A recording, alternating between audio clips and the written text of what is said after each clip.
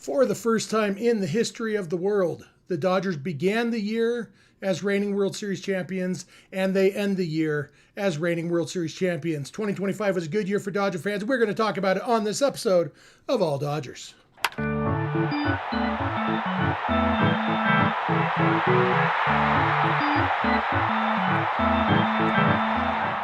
Coming at you live from my mom's basement. I have no idea why my face is so big, but this is the All Dodgers podcast, part of the Bleav Network of podcasts, brought to you by FanDuel. I am Jeff Snider. That guy to my right is Clint Pasillas.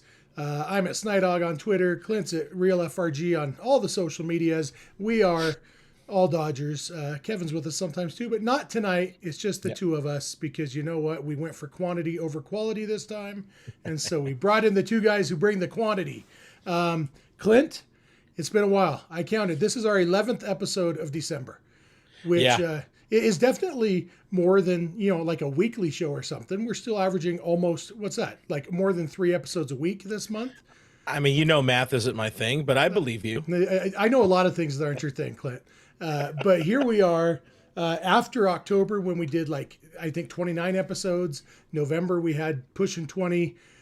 It's felt like a lighter month because let's face it, the Dodgers have not done a ton. They got us started early this month with the Edwin Diaz signing. I think that was this month, right? Early December. Yeah, that was. It was winter meetings. What was that? The first week, second week of December? Yeah. And then, they've just kind of taken a Christmas break. There's more to come this offseason for the Dodgers. We're almost positive about that. But for right now, not a lot going on in the news, but it is the end of the year. It is, we are officially in the season of January, even though we're not into the month of January yet because Christmas season ended. So now we're into the season of January. The next season is spring training. And in a couple days, we're going to be able to say pitchers and catchers report next month. So it's an exciting time. We can kind of see the light at the end of the tunnel. I would guess we're more than halfway through the offseason if you count the offseason and when pitchers and catchers report, because it's been, a month and 27 days. So almost 2 full months since the Dodgers won the World Series. Yeah. Go ahead. Yeah, and as I say, and you're definitely feeling it. Today it is Sunday. It is the 28th. Of the December. Alana and I recorded something that is going to drop later on in the week on the Dodgers territory. But the reason I bring this up is today is the first day in a while I've really found myself craving anything Dodgers, craving Dodgers. I mean, we're always craving Dodgers news, but having even you mentioned whatever one of the things you said that made spring training right around the corner gave me the chills or whatever. I think I'm back. I think I'm ready. I think our dormant season is over. We'll be back. I'm going to be on vacation to start January, but we will be back and we're going to be hitting the paint pretty hard in the month of January and ramping up what should be and could be a three-peat season for your boys in blue. So I'm ready to be excited again, Heffrey. Yeah, me too. I've been watching the recap of Game 7 of the World Series every single day, without fail. I watch it at least once a day, and I've had a couple thoughts, Clint. One of them is the Blue Jays pitchers in that game. If you look at 3 particular pitchers, Trey Yesavage, Jeff Hoffman, and Shane Bieber, all 3 of them threw between an inning and 2/3, just, short-ish relief stints. All 3 of them faced exactly 1 batter over the minimum. And for all 3 of them, that 1 batter over the minimum was a solo home run. And yet, Yesavage gets a hold, Hoffman gets a blown save, and Bieber gets a loss. They all got different statistical things. And even though they did, they did the same thing. And then you had Sir Anthony Dominguez in between them, who pitched worse than any of them. But because he got to face Andy Pasillas with bases loaded, it didn't come back to bite him. It was, he pitched worse than any of them, and he just gets nothing because he pitched in a tie game, allowed 3 base runners, and somehow escaped unscathed. It's kind of weird. It's if you weren't sure already that relief pitcher statistics were ridiculous and meaningless, the fact that Yesavage gets a hold and Hoffman gets a blown save, even though they did the exact same thing, they each gave up a solo home run. That should teach you. Yeah, reliever stats, I'm not as big on unless it's a save, because at least you have a little bit of control in that. A little bit of control. I love me a good pitcher win, unless it's in relief. But yeah, I just opened up that line. Obviously, you had a lot more time to study and decipher and practice Game 7. I have not watched Game 7 since it happened in real time. Yes, I've seen highlights. Scratch that. After it happened in real time, I did watch the highlights package that night and stayed up way too late watching all of that. Then that's when I kind of shut my brain off and went into to breakdown. Sorry, shutdown mode a little bit. But yeah, that is that's one of those interesting little weird dumb things that only you were going to find and probably tweet about if you haven't already. The interesting little word "dumb thing" is my nickname in high school. The other thought that I've had, well, first of all, I'll tell you, whatever device you have, if you have the MLB app and it's easy to pull up the recap, just skip to the 2 minutes and 51 second mark of the recap of Game 7, because the first 2 minutes and 51 seconds is all Blue Jays. They spent more than a minute and a half on Bo Bichette, his home run. They show you Savage getting into and then out of a jam, but it's not until 2:51 is when they come out for you Savage in the 8th inning, and Muncy hits a home run off of him. And from there, the rest of the recap is awesome. But it's kind of funny. The recap doesn't even show the first 2 runs the Dodgers scored in that game. First time you see Dodgers do anything good, it's 4-2 at that point. So, well, even I think the first run was still even a Toronto highlight with Varsho's diving catch in center. Yeah. It could have been a 3-run double. Instead, it was just a sac fly. The other thought that I've had while I've been watching that, I mentioned Andy Pages. He comes up with bases loaded, with a tie game, extra innings, 10th inning, and just couldn't do anything. Just hit a weak little ground ball, force out at home plate. And I was thinking about the fact in the bottom of the 9th inning, they brought Pages in for his arm.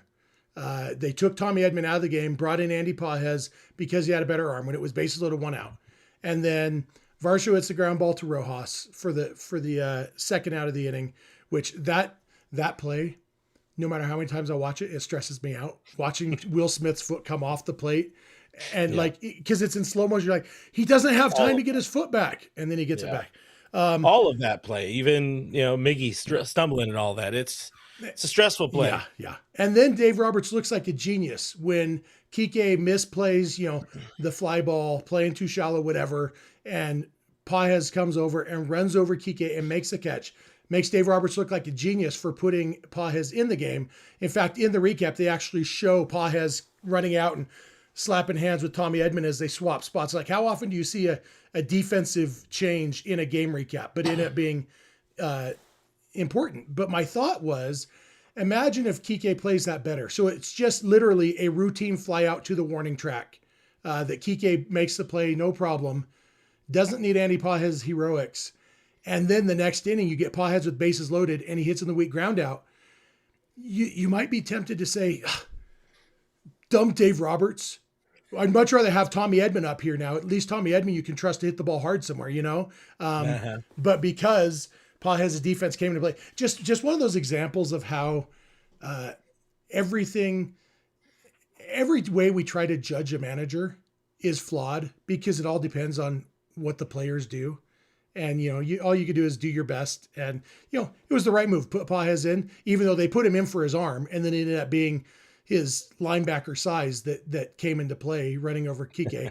Kike swears he would have caught the ball. Maybe he would have, but I don't really want to see that timeline where that happens, but I also kind of want to see that timeline where, Pages doesn't steamroll Kike. I think he might have been able to basket. The big thing would be holding on to it while he was colliding with that wall, possibly destroys his knees. Who knows what happens in that situation? But although he was already slowing up, Kike looked like he was preparing to make the catch. Probably wouldn't even hit the wall.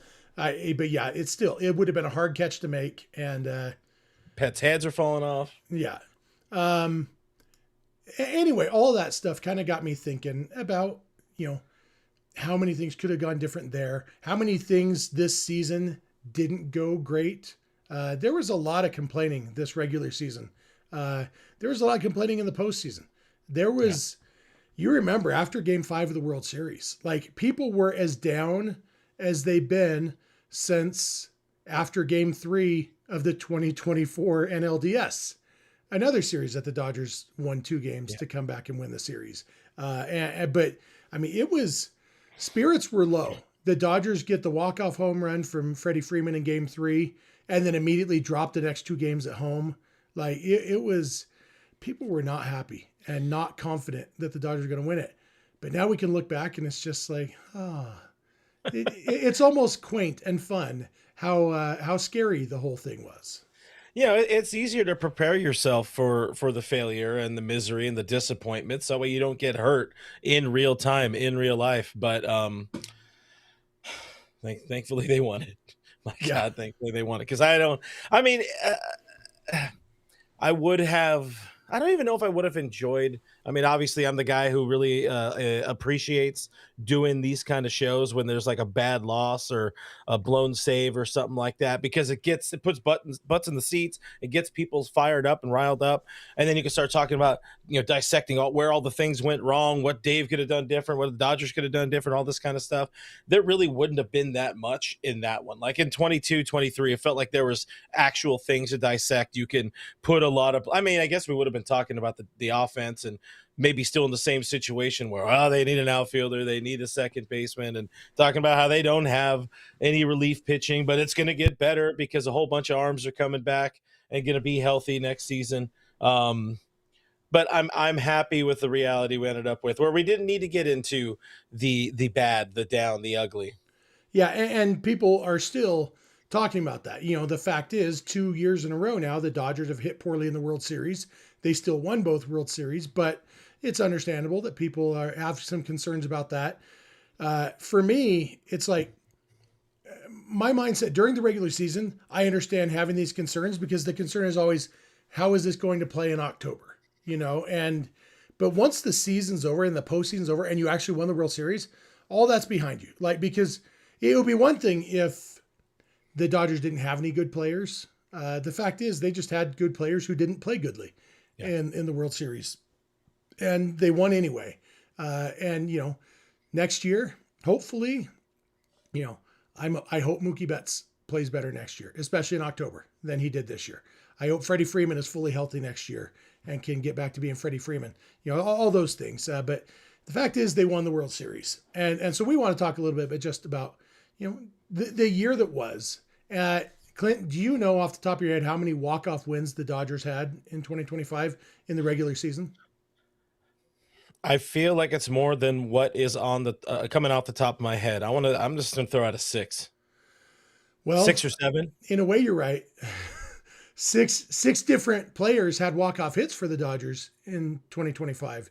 In fact, their first 6 walk-off wins were delivered by 6 different players. And then Freddie Freeman and Will Smith messed it up because each of them were part of that 6. And then Freddie had 2 more and Smith had another one. So they ended up with 9 total. Mookie had the walk-off homer against the Tigers. You remember that? Mm-hmm. Shohei had a walk-off homer against the Braves off Raisel Iglesias when the Dodgers scored 2 runs in the 8th inning to tie the game. And then Ohtani hits the walk-off homer to win the game. You had the walk-off single by Tommy Edman against the Marlins in the game that Edman didn't start and came in and got the line drive to right field to win that game. You had Muncy walk-off sac fly against the D-backs immediately after Will Smith getting hit by a pitch with bases loaded to tie the game with old friend Shelby Miller on the mound. And then you had Freddie Freeman, the walk-off double in the 10th inning to score ghost runner Tommy Edman. That was your first 6. And then Will Smith had the walk-off homer against Robert Suarez, the pinch hit walk-off. That's right. He did have another. Yep. And then Freddie Freeman, walk-off single against the White Sox. I believe, was that the Kershaw 3000 game? That was the Kershaw 3000 game, wasn't it? Yeah. Yep. And then the final one of the regular season was Freddie Freeman off of Griffin Jack's walk-off single against the Twins. And so 9, and then 2 more in the postseason. The Andy Pages walk-off whatever it was to Orion Kerkering. And then, of course, Freddie Freeman's walk-off homer in the World Series. So Was there for 11 that. total. They actually lost more. They got walked off, I think, 11 times. Yeah. So I cheated, and now I went to the stat sheet here. Shout out Baseball Reference, not a sponsor. they should be. Give us all Yeah, your right. money, Baseball Reference. Hey, Sean Foreman. Sunset. Yeah. Anyway, so that was the third most walk-off wins the Dodgers have had during this 13-year stretch of dominance. The only 2 years with more were 2019 and 2017. So 9 walk-off wins. It's kind of a sign of an exciting season. And it was a little surprising. And a bad bullpen. Yeah. There definitely can be some of that, but also it's just when they are a little bit more, a little bit closer to the competition. Because like the 2021, when they won 106 games or whatever, they only had like 4 walk-off wins that year because they were mostly dominating teams. You know, there weren't that many close games. And those are fun too. And honestly, I think after this year, I could go next year for a season where they just dominate from end to end, and even the postseason is a little bit more dominant, which we almost got this year until the World Series. Like the Dodgers lost one game in the first 3 series. They swept the Reds. They lost 1 to the Phillies, and they swept the Brewers.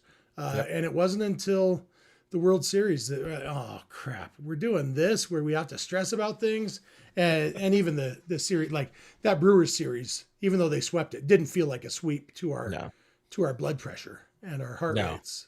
I mean, if game 1 felt every minute, like until that final out, it felt like it was going to be a loss. And then it was going to be, oh God, it's going to be one of those type of series, the type of series that eventually, became that World Series became. But somebody mentioned in the chat earlier that double play that Max Muncy hit into. Here it is, Raul Robles. The weird double play in game 1 of NLCS. I was like, our baseball magic is gone. And there was definitely that feeling like, seriously, bases loaded, you hit it 404 feet. And not only do you not get a run, it's a double play to end the inning. Like just ridiculous. But you know what? And then game 3, the game that I was at, when, you know, they finally got to Jacob Mizorowski, but that game never really felt like it was going to be, you know, it was never comfortable. And yet they got it done. Let's jump into the super chat. $9.99 from our buddy Richie Flores. Says Mrs. Richie still watches game 6 and 7. Luck has a lot to do with it, but sorry, Jeff, the performances other than from the Stars was epic. Miggy is mental toughness. Kike and Paja's defense was toughness. Hashtag mental toughness, baby. Hashtag mental toughness. You know, it's hard to argue with a statement unsupported by any facts because, you know, it's what am I supposed to refute? It's more of a feel. It's more of a feel. I think the whole that super chat works fine without the sorry Jeff. He was just trying to throw a jab at you for fun. Yeah. One of the final jabs of the 2025 season at you. And by the way, we didn't say it, guys. Sound off in the comments. Share your favorite thoughts from the course of the year, from the postseason, regular life, whatever the hell. We might dive into them. We're going to try to dive into them. This is a show where we're mostly just hanging out with you guys. If you wouldn't mind, hit that like button or subscribing to the YouTube channel. Goes a long way. Like and rate and review the show in this podcast form. Also helps us out. Helps the network out. So hopefully we can keep on trending upward in 2026. And then the All Dodgers YouTube channel will be 3 for 3 in World Series seasons. Yeah, let's keep that up for sure. Obviously, we know I get credit for this one. Yeah, totally. Yeah. Maddie Man earlier in the chat said it's fun dealing with the offseason when you've gone back to back. It's definitely, there's no angst this offseason. Even as we stress about what are they going to do free agent wise, like, you know, when you're sitting on back-to-back titles, it's like playing with house money or whatever the phrase is. You know, it's just it's a relaxing offseason, definitely for sure. A different Matthew Thomas 6123 asked about my Christmas haul. Because I mentioned I don't buy anything for myself the last 3 months of the year because my wife doesn't allow it. I am wearing my new hat. It is nice. Wait, is it? Oh, there's a back-to-back hat? Yep. Back-to-back World Series champs. Kind of like cool. it. And by kind of, I mean a lot. It's the only hat I got because, unfortunately, the other two I want, the World Series hat and the World Series Champs hats, both of them are not yet available in my size. They jump straight from size 8 to 8.5. And look, I got a huge head. I'm not an 8.5, people. And so this is the only hat I got. And then I got one t-shirt. It's just the World Series Champs. And that's all I got so far. But nice thing is that means I know what I can buy for myself now. So I'm now constantly checking hatland.com to see when they get the hats in my size so I can purchase it. And then the other Dodger related thing I got, which way do I want to turn my chair? You see it back there on the. Oh yeah. It's I think you had posted that on the Discord. On the Discord, yeah. Well, yeah. My sister got that for me. It's got replica ticket stubs from all 9 Dodgers World Series titles, and really really cool little thing. I haven't figured out where it's going to hang right now. Right now it's just sitting on that shelf behind me, but you can see it over my shoulder just a little bit. Yeah, it's pretty cool. So thank you, Joy, for that. That is cool. Yeah, you did any good Dodger stuff? No, I mean, I think at this point people know, like, I have a very, very firm separation between fandom and work, and people understand that I probably treat the Dodgers more like work these days while still being a fan. But I have so much stuff. I don't need more stuff. I would rather get the things that I have in my Christmas wish list, which are usually camping related or maybe drinking related or maybe golf related. However, and I did talk about it on one of the shows somewhere. Baconator related. Well, there is a Baconator related one, but also our buddy Richie got me the ultimate troll job, and I think I already showed this off on the pod, getting that Tyler Glasnow bobblehead. I would say that's technically the only gift. I'm not going to call it. I'm just grabbing this because it's on my table, but also this is not technically a Dodgers gift or Christmas gift, but got sent this book from Eric Vickery. We had him on Dodger Territory about a month and a half ago. Really? Oh shit! I just realized this is Tommy Lasorda card in there. Thank you, Eric Vickery. That's pretty cool. But have not read it. Don't know how to read, but I do have that here on my desk. So math and reading aren't your things. Yeah. So you're big into the sciences, huh? Yeah. Yeah, definitely. Nando says at least Jeff won't get mad at me anymore for saying Kershaw needs to retire already. No, but I have enough residual madness at you, Nando, that you don't have to worry about me ever liking you. No, that's not true. I like Nando just fine, even when he was crazy, irrational wrong about Clayton Kershaw. Hey, by the way, if we're going to talk about retirement, did you see today Andrew Heaney, Dodgers legend, Andrew Heaney hanging up the spikes? I did see that. He announced on the social media he's hanging it up after 12 seasons, and he was on the roster. Does he get a ring? I would imagine the Dodgers maybe potentially get him a ring. I would assume so. Like, yeah, because didn't he he started the second to last game of the year for them? Yeah, I mean, it was, I don't know why. I kind of hated it, but Glasnow started second to last.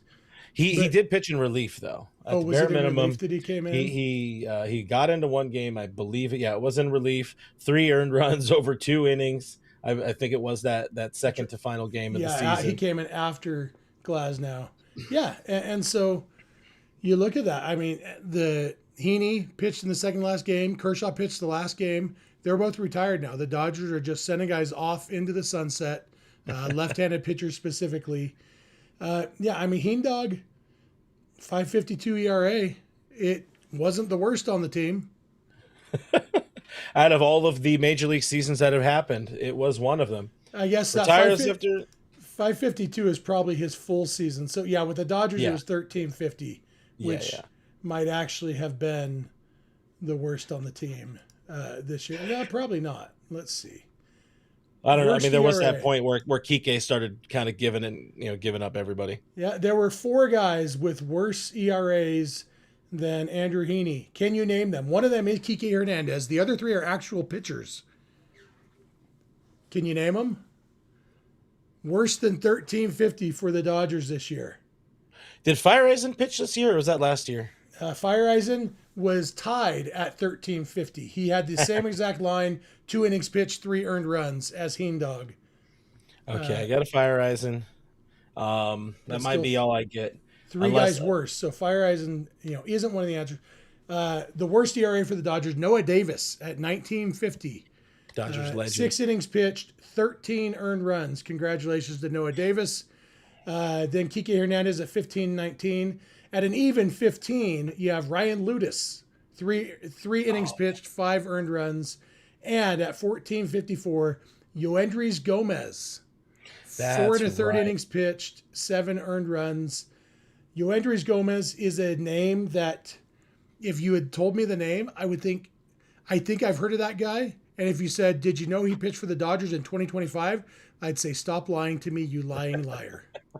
I remember being like just a sliver of excited about getting that dude because I thought we can get the Mark Pryor magic with him. He had a couple of good years with the Yankees, I think it was, but was it the Yankees or the Mets? Either way, didn't have an opportunity because he was part of that stretch of the season where it was just rotating door of god awful relievers. Yeah. What I wonder what the statute of like or the threshold more so. What is the threshold for them to give out a ring? Like, does Julian Fernandez and his one appearance, does that net you a World Series ring? I wonder. Yeah, I don't know. I like the good one, the player one. Maybe they get a staff one, which are still very expensive, still very nice, but don't have all the flash and bling to them. Yeah. I don't know. It would be interesting to find out. Kevin Uhas, everybody's favorite Kevin, says, sounds like Clint is ready to retire and camp for the rest of the days. No, just for the rest of the year. Yeah. That's almost the end of the year. I'll be back. I'm going to be back. Well, maybe not stronger than ever, but I will be back than ever starting in the first weekend or the first week of 2026. We'll be back. Bloodhound Lil Jeff says, it's funny how when you win a title, all the terrible memories from that year become somewhat fond.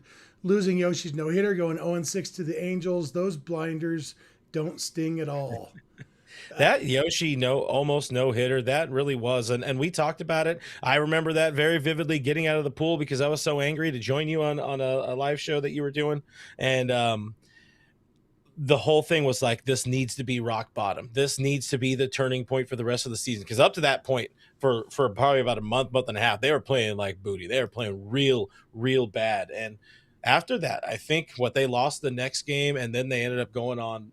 I don't remember the exact results of it, but they went on a run and carried that into, the postseason. Yeah, they did. And that one specifically, like going 0-6 to the Angels, it's like, well, they're not going to play the Angels in the postseason. Like I was much more concerned about going 0-6 or 0-7 or whatever it was to the Brewers, because like, that's a team they could actually meet up with in the postseason. Mm-hmm. And then they did. And it turns out regular season didn't matter. And as I've mentioned many times, I'm old enough to remember when the Dodgers went 1-10 against the Mets in 1988 and then beat them in the NLCS. And, regular season results really don't matter other than the fact that if the results come because of the quality of the team, that's one thing. But like those Brewers games, there was a lot of close games in that regular season series with the Brewers that could have gone either way. Just like the NLCS, a lot of close games with the Brewers that could have gone either way. And luckily, when the games actually mattered, they went the Dodgers' way after they all went the Brewers' way. Usually, some go each team's way all the time. And so usually they would have gone 3-4 against the Brewers and then had to play 6 or 7 games in NLCS to decide that one. But ultimately, it is definitely easier to swallow some of that stuff when the season ends on such a happy note. Yeah, that's just all character building now at that point. A couple more comments on the whole ring conversation. Rosman saying, I still find it funny that Justin Dean gets a ring before Manny Machado. Of course, that's Richie Flores' favorite player, Manny Machado, headless Manny Machado. Hyde X2 says Edwin Diaz's brother, of course, talking about Alexis Diaz. I think Alexis Diaz kind of deserves that World Series ring, even if they printed it after the fact to tell Edwin, like, hey, or Alexis Diaz, whatever. Yeah. Matthew Thomas asking, so does someone like Kirsten get a staff ring? No, I think broadcasters get the team ring, if I'm not mistaken. Can you confirm that? I don't know for sure.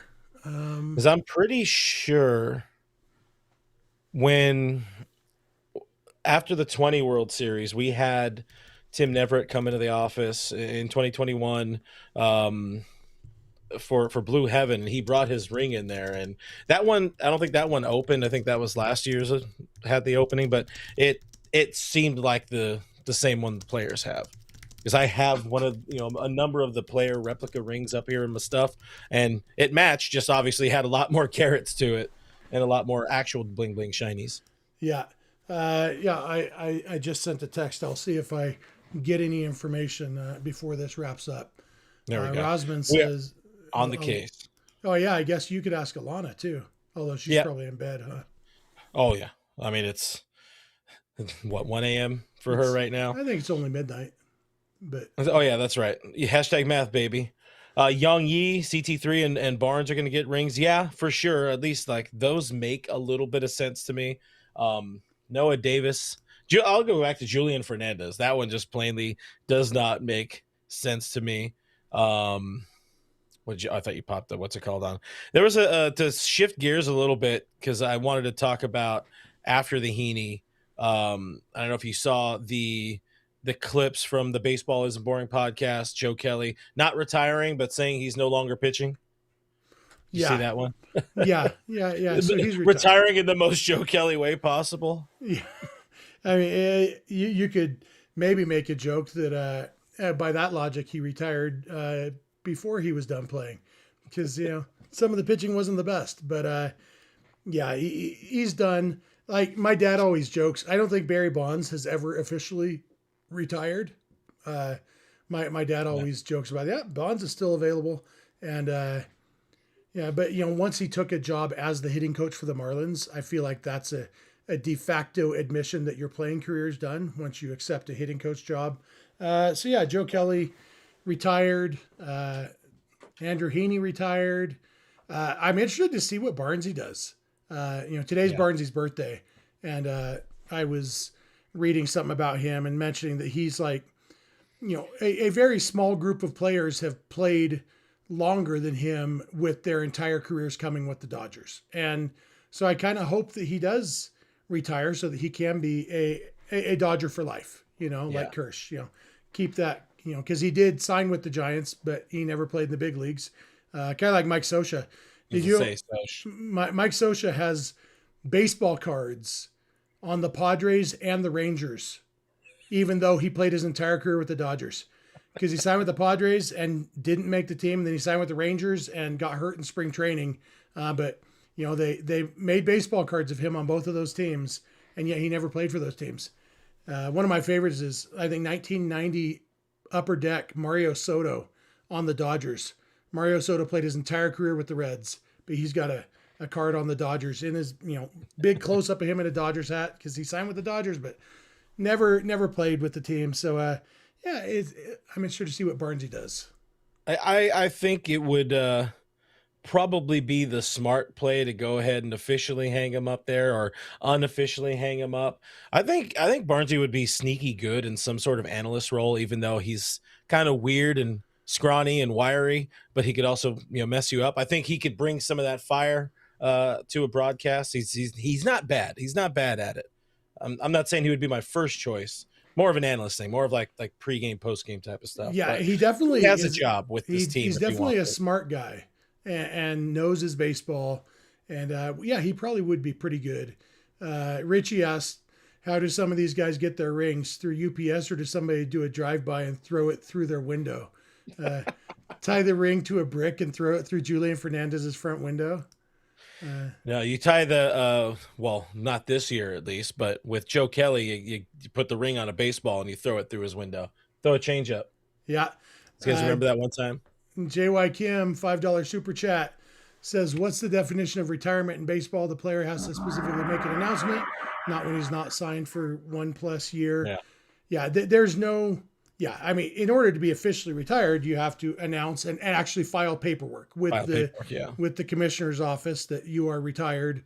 It's just a formality. Like Kershaw, his contract was up anyway, and so the only time the paperwork really matters is if you're under contract and you choose to retire. Like Prince Fielder, when he retired because of health issues in the middle of a contract, you have to file that paperwork because then, if Kershaw decided a year from now to come out of retirement, he would be a free agent. He could sign with any team he wanted to, and you could do that. Whereas Prince Fielder, when he retired, if he had chosen to come out of retirement, he would have still been under contract with whichever team he was on then. I forget if it was the Tigers or the Brewers. Tigers at that his time. last team. So, it really is just a formality 99% of the time because, Joe Kelly, he's either retired or he's a free agent who's not going to get signed. And ultimately, if a Joe Kelly falls in the forest and no one's around to sign it, does it really make a sound? Yeah. At the moment, I am also a free agent, just to throw that out there. I also have 4 years of NCAA eligibility left too. If any college football team wants a fullback, I want to see that. Please, can we get you on that grind? Can we get you from the couch to, I don't know, what do you want to do? You want to pitch? From the couch to the mound in 2 seasons. Oh, man, my shoulder hurts just thinking about pitching. Like I used to love pitching. I keep this baseball here on my desk. I'm always working on my grips and everything, but man, I think I would top out. I think I would top out at 64 miles an hour right now. I'll take the under on you. I'll take the under. Yeah, I think I could hit 64. But yeah, I definitely don't think, speaking of taking the under, let's talk about our friends at FanDuel real quick, okay? Oh, segue. Yeah. World Series odds. Dodgers still sitting right about where they were. I feel like, were they at 260 or was it 270 last time we talked?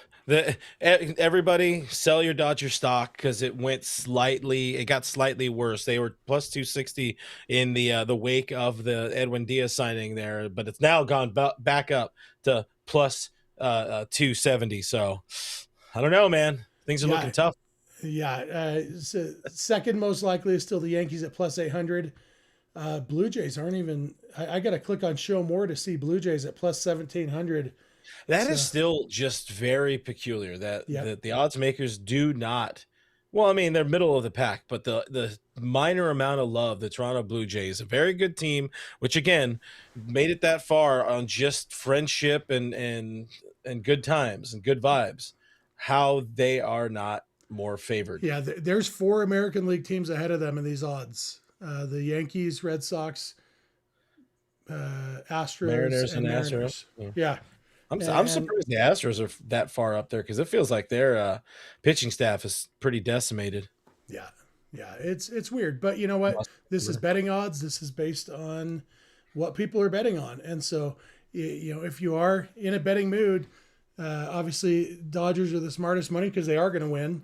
But Blue Jays, people are sleeping on the Blue Jays. They were a great team this past year, and they're trying to get better. So anyway. So check that out over at FanDuel. Thanks for being a presenting sponsor of all Dodgers, FanDuel. Yeah, there was a comment from Richie much earlier in the chat. Obviously, you were giving some love to Nando 390, and he said, so if Jeff likes Nando, where am I in the Jeff social totem pole, and do I really want to know? I think you answered your question there, Jeff or Richie. Yeah, no, you don't want to know. No, I like Richie just fine, I've met Richie. I haven't met Nando in person, as far as I know. Oh, Rosman brings up a good point. Is there a Jeff emoji like Clint? No, but we have the graphic now. I will add that for the new year. There will be a Jeff. That'll be fun. Hey, I see our friend Drip Show Shop dropped into the chat. Now, I've been slacking on this hard. This will be the world premiere. I think I showed it to you. I'm not 100% certain. Yeah. I keep forgetting to do this, but our friends over at Drip Show Shop, obviously they sent all of us some badass canvases. Kershaw, I got Vinny back here that I need to hang up somewhere. Shohei's up above me, but this is I'm assuming, and I hope for everybody's sake, a 1 of 1. And this isn't going to do anybody any good if you're listening to the podcast, but this is an official all Dodgers FR Shohei Ohtani. This is what Clint would look like with abs. I mean, abs going through the shirt. That is impressive. But this is pretty cool, man. Like, I didn't reach out about this. This was just something they did out of the kindness of their heart. I think that's pretty cool. I I said I should give it to Richie. He would appreciate it even more than me. But also, I fear it might end up in his bathroom, not in a creepy way, but maybe in a creepy way. But shout out Drip Show Shop. Even the holidays have passed, guys, but it's never too late to get your Dodger friends and family, Dodger fans in the family, some sort of gift.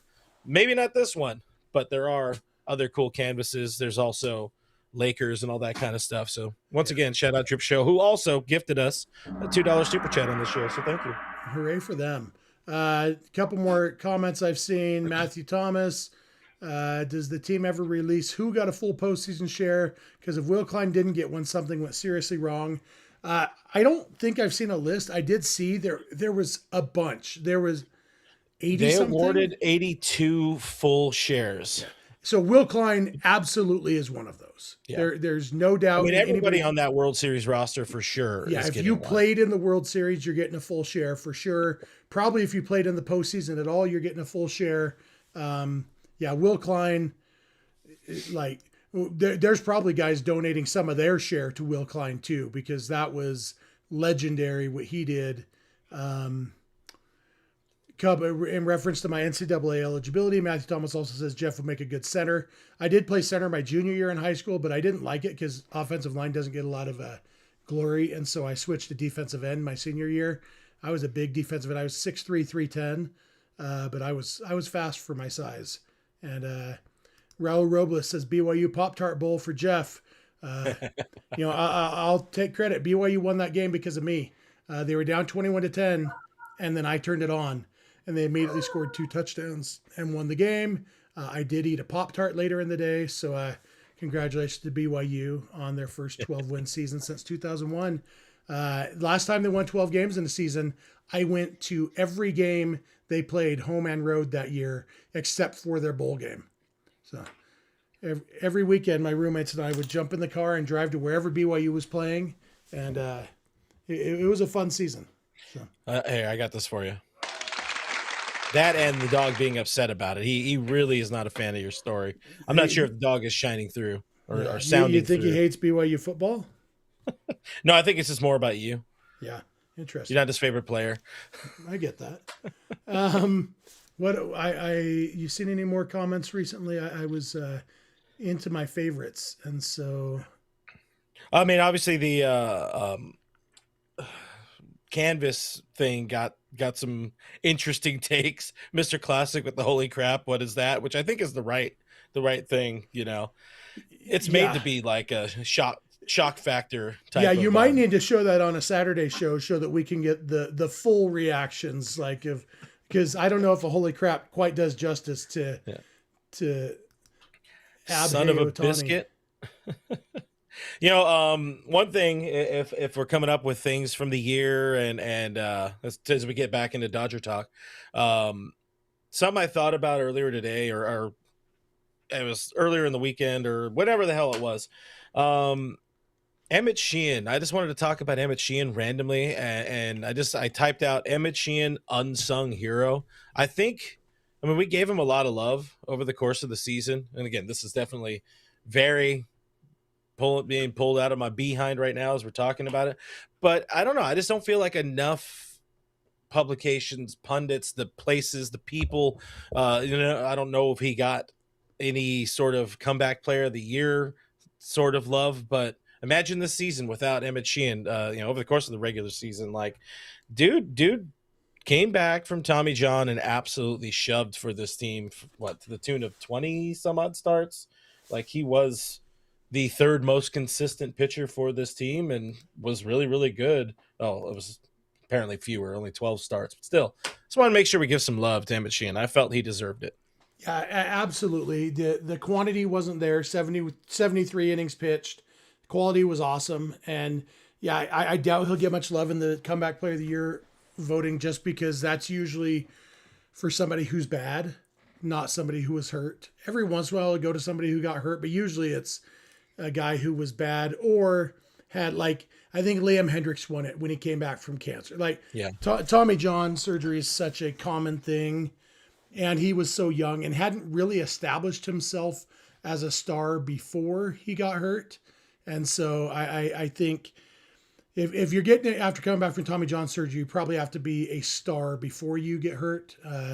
And that doesn't apply to Emmett Sheehan, but yeah, man, he was everything the Dodgers needed him to be, and when they needed him to be it. They getting through this regular season, the pitching staff was a wee bit banged up, and it all worked out. That they were all fresh when they needed to be in October, but that's because of guys like Emmett Sheehan and Clayton Kershaw. The fact that Kershaw made the starts he made, pitched as well as he did, and then seamlessly took the role of, I'm going to do whatever you need me to do in the postseason. And that meant not much. He pitched, 2 games in the postseason, and one of them didn't go well. And then he got really one huge out in the World Series, and he was perfectly fine with that. But you look at, Kershaw had the second most starts on the team this year. Emmett Sheehan stepped up. Landon Knack, Tony Gonsolin, Jack Dreyer's starts were all opener type things, but they had guys just do what needed to be done to get through the season, which allowed Snell and Glasnow to be as fresh as they were in the postseason, and Ohtani for that matter, that they didn't have to rush Ohtani back to the mound because they had these other guys. Emmett Smith made the Dodgers trade Dustin May. Thank goodness. That's $1.99 super chat from Raul Robles. Did you say Emmett Smith? Emmett Sheehan made the Dodgers trade Dustin May. Yeah, Emmett Smith did not do anything for the Dodgers this year. It's like, did he end up in the front office? I missed that. But Emmett Smith did wear number 22, just like Clayton Kershaw. So, So, listen, it's all cyclical. Noah Ortega had a comment earlier. By the way, he's at a red light, so he's able to comment. Says, just here to say hi. I'm listening here for moral support. And I was going to point it out. Somebody else pointed out in the comments, but it is our first Jeff hat backwards show in quite some time. I think since you officially joined the channel. So you want to know the inside baseball reason for the behind the backwards hat today? Oh, there's an inside baseball reason. I'm like a teenager. I've got zits on my forehead, and so wearing the hat backwards, it covers them up. So, hey, you know what they say? If you can't stand the splatter, stay out of the kitchen, or something. Something like that. $4.99 super chat. Yeah, thank you. From Enigma, with Stone penciled in as the 5th starter and Sasaki as the 6th. Between Sheehan and Riverine, who would you prefer to round out the rotation? I like this question. Hold on. Let's dissect it from the top. Do you think Stone would be the penciled in 5th starter, or did Sheehan earn that with his? I think all 4 of those guys are in contention for those last 2 rotation spots, especially like we all know the Dodgers don't want to move Roki to the bullpen this early in his career. But we know that he can handle that role, and that might be a reason that if some of these other guys come out and just shove, it's not a bad plan B for Roki to say, you know what, Roki, we think you could be a great starter, but right now you're most valuable to us as a closer or as a high leverage reliever, not a closer, because that's Edwin Diaz, but you need. Not all the high leverage moments come in the 9th inning. Not even a majority of the high leverage moments come in the 9th inning. And so the more high leverage relievers you have, the better. And so having a guy like Roki who could move to the bullpen, I don't expect Stone, Sheehan, and Ryan to all be in the organization still. I expect one of them to be part of a big trade. And I expect the other 2 to be competing with Roki, 3 guys for the last 2 rotation spots. That's my guess right now about what things will look like. Yeah, I mean these things have a way of sorting themselves out. At the moment, on paper, us just talking about it here, a few days before the start of the new year, great problem for this team to have. I'll tell you that much, because I was looking earlier today. I love torturing myself and thinking back and referencing it way too much. Obviously, the 22 and 22 and the 23 postseasons, but looking at even during the regular season, like what we thought could be or would be good starting rotations, it's just how much has changed. Like how important it was for it to be the I don't know, 10% of Clayton Kershaw in game 1 against the Diamondbacks, and then Bobby Miller, deer in the headlights, and then Lance Lynn existing as a Dodger for those couple of months. Like that was it. That was the line, like in the sand being drawn, and Mark Walter saying, go get me, everybody. I was this is paraphrasing. This is my interpretation of it, I should say. But that's where you go and sign Yoshinobu Yamamoto. You get Shohei. You add who else did they add that offseason? Teoscar, and then a year later, trade for Glasnow, and then a year later, adding Blake Snell in free agency. They was like enough is enough when it comes to hoping the starting rotation figures it out. Yeah, and it's it worked out for him. But one of the other things to keep in mind specifically about the starting rotation is when you're talking about Blake Snell and Tyler Glasnow specifically, what are the chances those guys are going to make 30 starts? You're going to need some of this depth, this rotation depth, even if it's guys. So you're going to be looking at, okay, who's got options available? Who's got the most options? Who's, all that stuff's going to come into play more than just who earned the spot. There's a lot going on. Let me see. I start another. Rosman asked, do you think number 22 will be retired as a Dodger number? Yeah, the only question is when. The question is, will they wait until he's officially elected to the Hall of Fame in 2031? My guess is no, since there's zero chance of him not getting elected to the Hall of Fame. I don't see much reason, especially now that they've broken the glass with retiring Fernando's number. Even if Kershaw, I can't even think of a scenario in which he wouldn't get elected to the Hall of Fame, but his number's getting retired for sure. And so I would guess, I don't know, that we talked about this a little bit before, probably during the season we talked about it, like the best way to space things out, when are you going to make the Kershaw statue? When are you going to retire the number? When are you going to do this and that? Because basically we want a good excuse to get Kershaw back in the stadium at least once a year. And next year they can do it just with the ring ceremony. Clayton Kershaw's here to receive his World Series ring at the home opener. Great. And so they probably wait till the next year, but then once you're not doing it the year after he retires, then maybe you might as well just wait until he goes in the Hall of Fame. But yeah, that for me, that's the big question is when will his number be retired? Not will it be? I really hope like he's going to show up to the ring ceremony, right? Yeah. He's not going to be that guy who just when the Dodgers, go to Houston or go to Texas there, he's going to go to the clubhouse there. He better not be that guy. I could also see a version of Kersh wanting to like, listen, I said I'm retiring, I want to give a little space, but also like, bro, come on, don't do that to us. No, World Series ring. It's the last chance to get it, the last chance to be there with the team. I think he'll definitely be there for that. Yeah. Because we did want to overshadow opening day, but that's a good point. Part of the reason people are going to be there for the ring ceremony. And in fact, that'll probably be the second game. That's what they did this last year, right? Wasn't it? Mm-hmm. The rings were the second game. Yeah. And so, whichever game it is, Kershaw's going to be there to get his ring for sure. He better. I don't know, because they did do the last season for 24 rings. They had like the kind of guys who aren't here anymore world tour. Honeywell showed up. Hayward showed up. Those type of dudes. I don't know. I could see it with Kersh going either way. I hope he does the right thing and comes home for just a day or for a weekend. This is an interesting question from Matthew Thomas. What numbers of current Dodgers players will be retired by the Dodgers? Obviously, Kershaw no longer current. He's getting retired. For me, there's 3 that seem very, very likely to be retired by the Dodgers. And that's the MV3, Ohtani, Freeman, and Betts. Because I think all 3 of those guys are going to the Hall of Fame. Ohtani is probably going to the Hall of Fame in a Dodger hat. Mookie, there's a decent chance he's wearing a Dodger hat on his Hall of Fame plaque.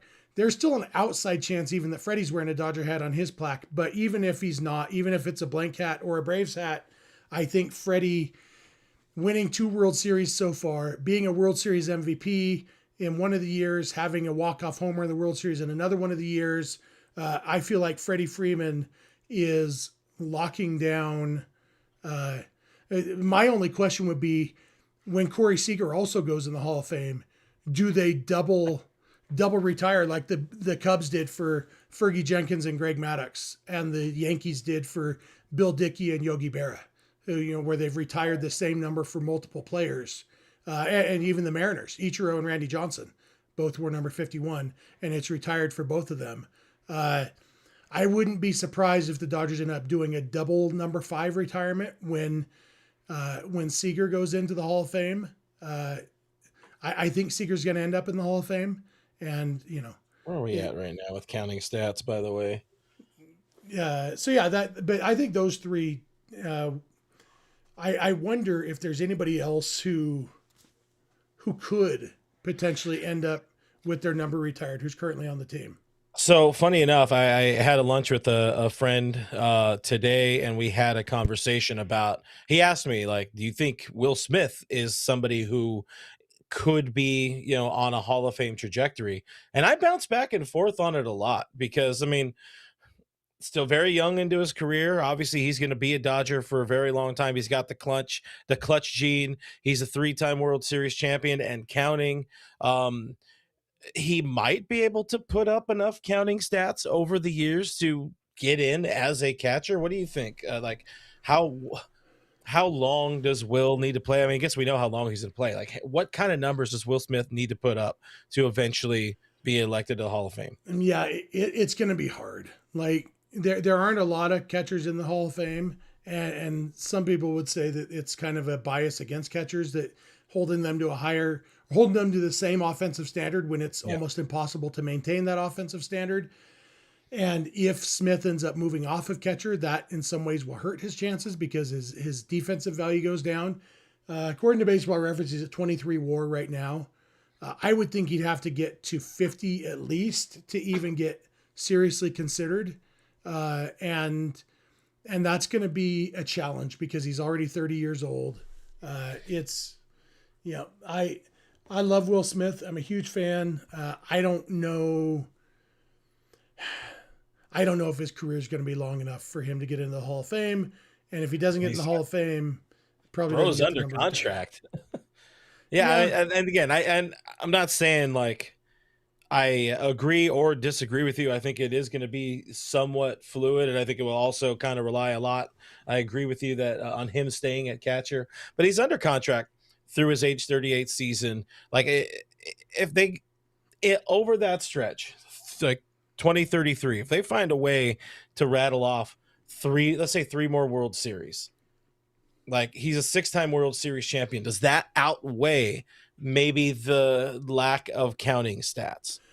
I don't think World Series titles carry as much weight in baseball as they do in other sports, and I don't think they should.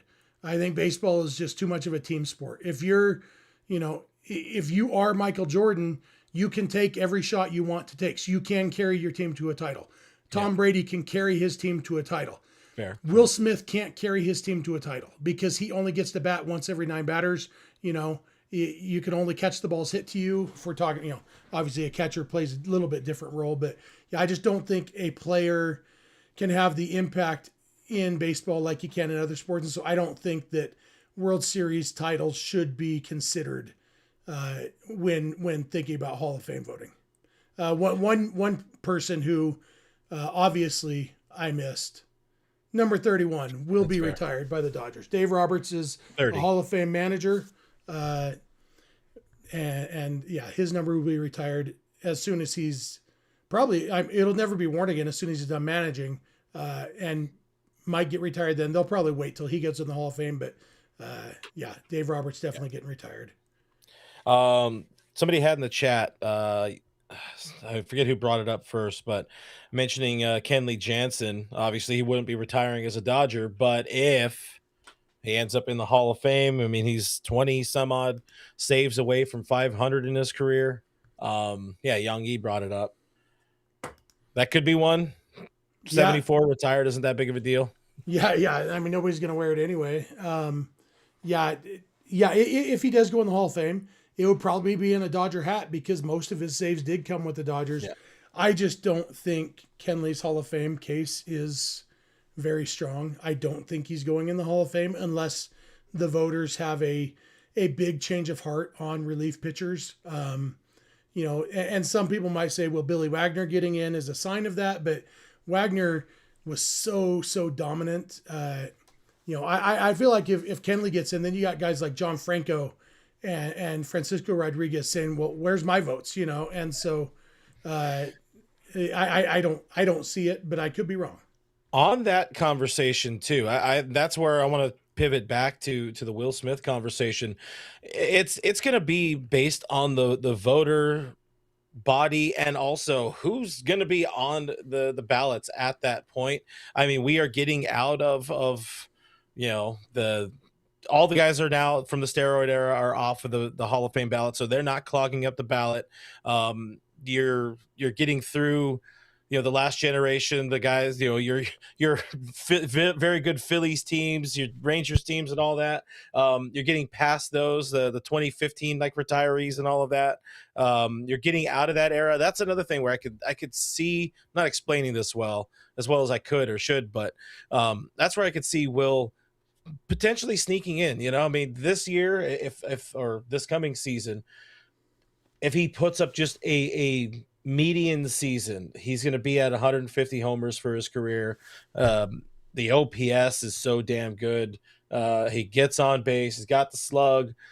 He drives in runs, even though he doesn't have 100 ribby season. I don't know, man. I really think there's a sneaky case for a Will Smith. Way too early Will Smith Hall of Fame case here. I think there's a sneaky case that he could find a way in there because it's just going to be a different game that we're talking about now versus people on steroids, people on greenies, everybody getting into the Hall of Fame and the early days of the Hall of Fame.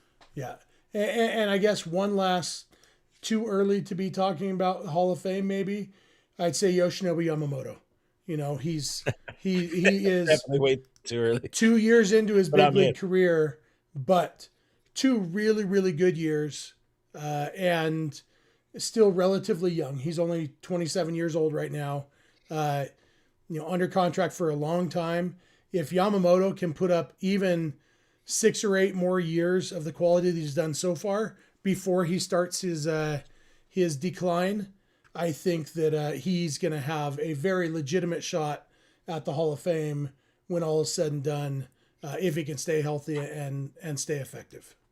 Yeah. So he'd be my outside shot, of the guys who it's way too early to say whether they're going to the Hall of Fame. I'd say Yamamoto is the one most likely to go to the Hall of Fame and get his number retired by the Dodgers. So I've got the way too early with Will Smith. You got the way too early with Yamamoto. Yeah, absolutely. Our boy Kevin's in the chat says Will gets in. Dills gets in. He's the best catcher not named Real Muto year in, year out. And, who else is in that conversation now? Of the best catchers in baseball, it's what's the other Contreras William brother? Contreras. William. He's maybe in that conversation, but catchers, there's not. And that's the thing. Like Cal Raleigh. Guys come and go. Contreras.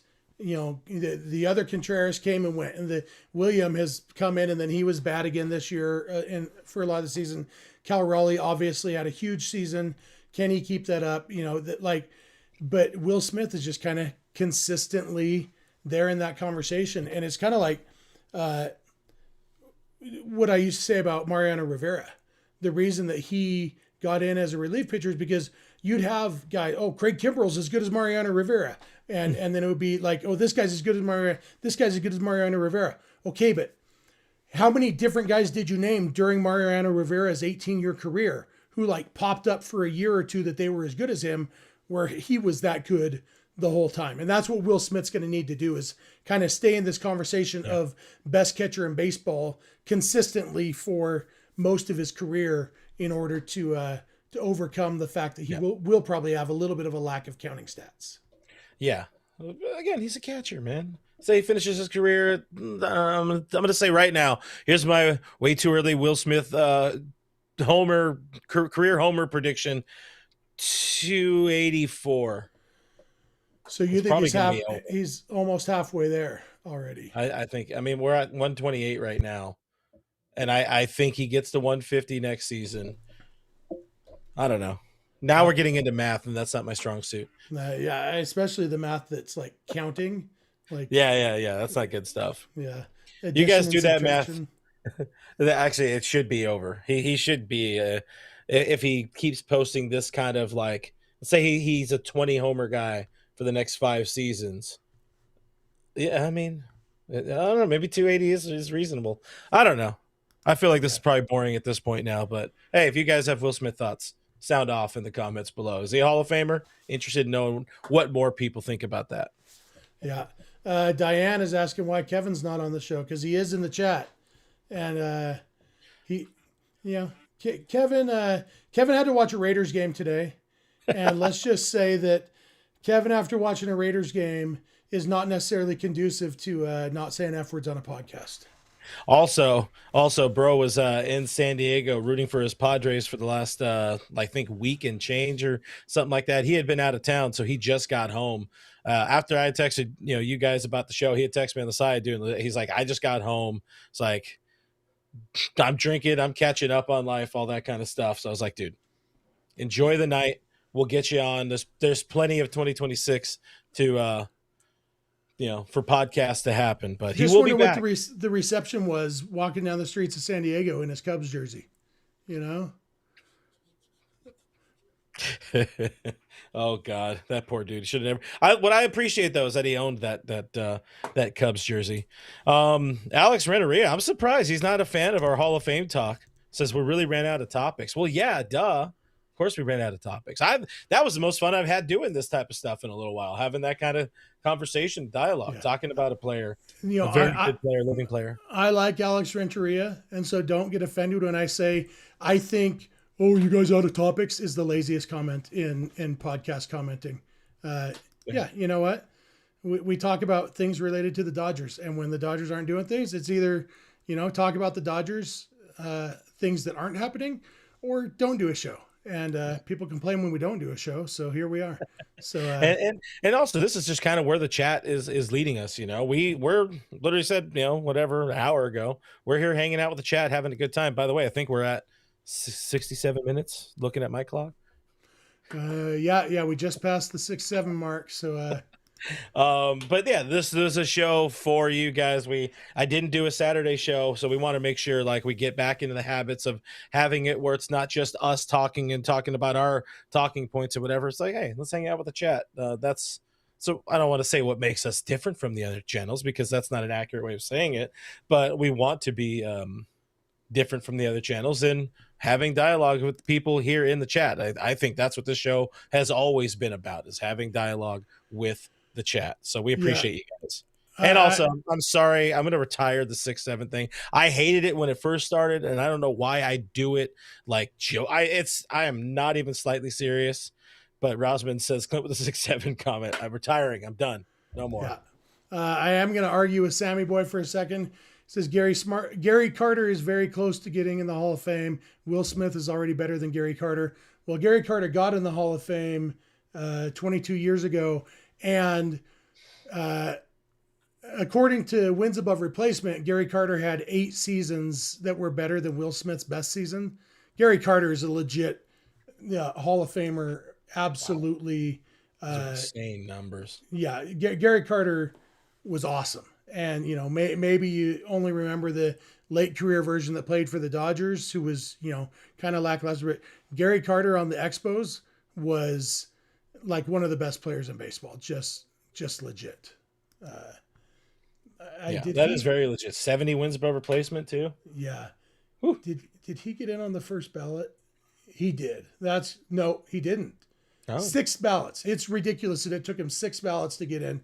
Gary Carter should have been a first ballot Hall of Famer. Just absolute legit Hall of Famer for sure. And Will Smith, I hope he can get to that point, but Smith hasn't yet shown the offensive upside that Gary Carter had. Rosman had a comment asking us to do a live stream watching each World Series game. We did have that conversation, me, you, and Kevin, probably in November, but the idea of doing a Discord watch party for just like Game 7. I would not want to watch the whole World Series. That would be a lot. And to sit through an 18-inning game again. We could do the condensed games that are only like a half hour long. That is an option. They show the good stuff, and you kind of get basically it shows the last pitch of every at bat and all the key moments of the game. So we could do something like that, maybe. Something to think about for sure. Yeah, absolutely. Beverly, yeah, we'll do this one, and then we could probably sign off if you're feeling it. Beverly says, new topic, which Dodger we'd like to see on Dancing with the Stars? Dave. I would 100% love to see Dave Robertson. I know everybody's going to say Kike Hernandez. Give me Dave on Dancing with the Stars. He might hurt himself, but I think that would be hilarious. Yeah. I mean, the other obvious answer is Freddie Freeman. Yeah. Yeah. Yeah. And a close third, Rick Monday, even though that's not Dodgers. Break a hip. Old man, Rick Monday. Yeah. I'm trying to think if there's anybody else besides because we've seen Freddie dance in multiple contexts. Obviously, Kike can dance. We've seen Freddie doing we've the seen worm. Dave Roberts, unfortunately, dance a little too close to Ice Cube. And there's I think there's some guys with some. I bet Teoscar Hernandez would be a good dancer. Yeah. And Alex said Dave's gonna blow a knee. Yeah. Have we heard any updates on Dave's hammy? Like, did he have to have surgery or anything? No. At the bare minimum, we have a sit down with him during spring training on Dodgers territory, so it will be a topic. I can guarantee you that much. But all I know is what Alex Call told us a couple weeks ago, which was he was a little more banged up than he let on. Yeah, that fall. Yeah, it seemed like he was playing it cool. I think he tore himself up pretty good on that one. Yeah, so that was a knee, that was probably a rib, a back, and a hammy for sure. Age comes for I was all hurting us. Watching it. Yeah. Hey,